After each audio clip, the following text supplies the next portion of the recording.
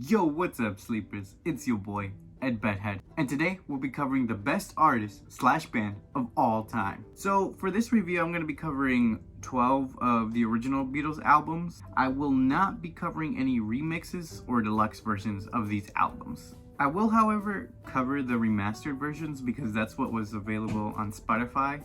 So now that we got those rules out of the way, let's rock. So on March 22nd, 1962, the world will forever have been changed.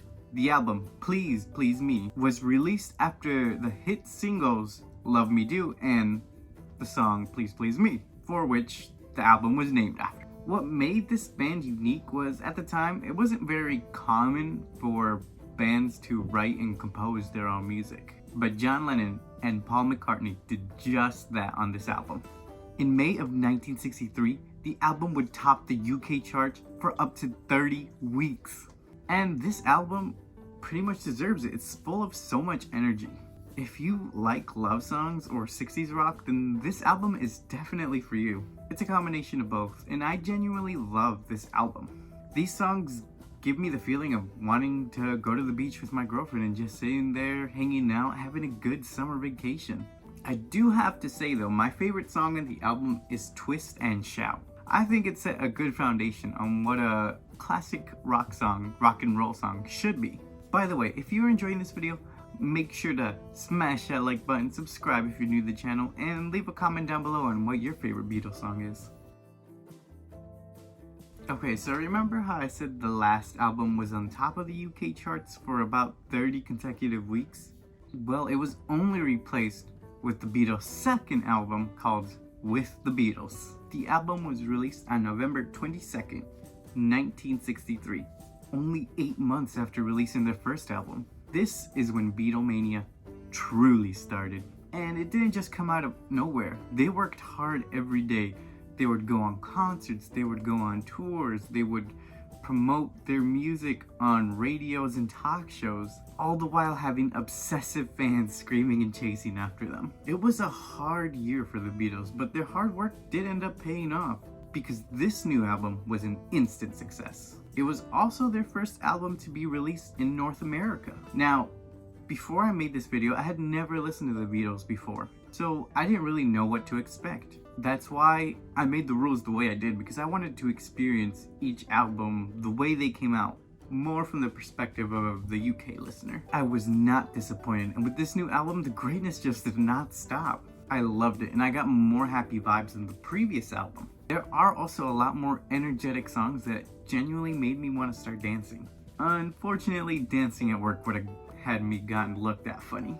I love this album, and I recommend it for anyone who's just looking to brighten up their day and have fun. My favorite song on the album was All I've Gotta Do. What can I say? I just love the lovey-dovey songs. So, did you think the Beatles were gonna stop and take a break? Heck no! They went straight to work after the release of their second album with more tours and more interviews. They also went to work on a new album, which was released on July 10th of 1964. It was entitled A Hard Day's Night. It even had a film with the same name.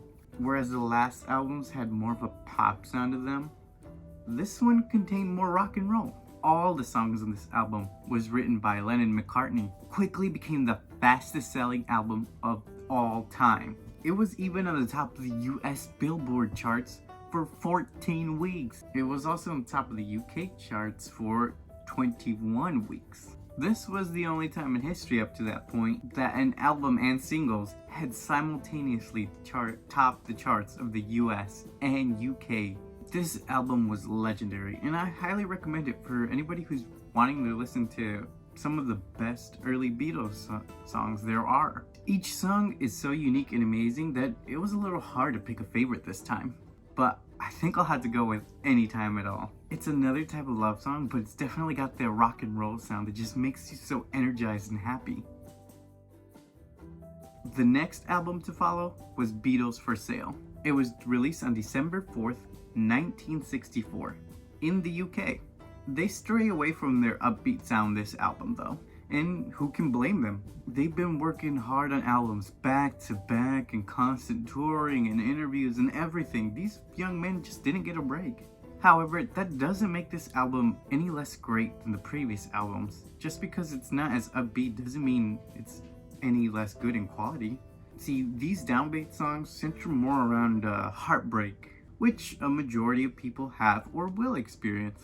I recommend this album to anyone who's going through a hard time and wants their feelings to be expressed through music. Although this album was a massive success and came out at the peak of Beatlemania, the band was growing tired from being overworked. Although I genuinely enjoy this album, I do feel bad. To me, it didn't seem like they really got to enjoy their success because their schedules were so overbooked and they were constantly working that they didn't really have the time to relax. It's a good lesson too for anyone who's overworking themselves. Just remember to take a break and enjoy the little things in life. So from this album, I'm gonna have to say my favorite song is No Reply. It's such a heartfelt song on a love interest replacing you with somebody else. And the way it's executed, it really touches your feelings. It could even be a mini movie. So the fifth Beatles album is entitled Help. It was released on August 6, 1965 in the UK. They even had a film by the same name to go along with the soundtrack. They experimented a lot more with this album, and it sparked the creativity for their future albums. It was also the first album to be influenced by cannabis, so since they were experimenting with that substance, there's new sounds that came out in this album. And they would continue to use this style of music in their future albums. To me, it was a mix of like downbeat songs, kind of like their last album, but it was a lot more refined this time. I genuinely enjoy this album, and I recommend it for anybody who's looking for a different sound coming from the Beatles. My favorite song in this album is Tell Me What You See. To me, it's so relaxing, and I could listen to it anytime I just want to kick back and have a nice day. On December 3rd, 1965, we got the sixth Beatles album, Rubber Soul. They topped the UK and the US charts with this new album. I mean, what did you expect by this point? They're the Beatles. And they finally got the freedom on their music that they were craving. No more concerts for the build-up of this album, no more interviews, no other obstructions for this album creating process. And what came out was a folk rock masterpiece. The thing about the album and with the Beatles is not only did they experiment with like a brand new sound, they pretty much refined and perfected their new sounds. Although this is a very different type of album from all their previous ones, it's still very, very high quality. Not to mention that the songwriting and lyricism on this album were drastically different from the love type formula that they used to use.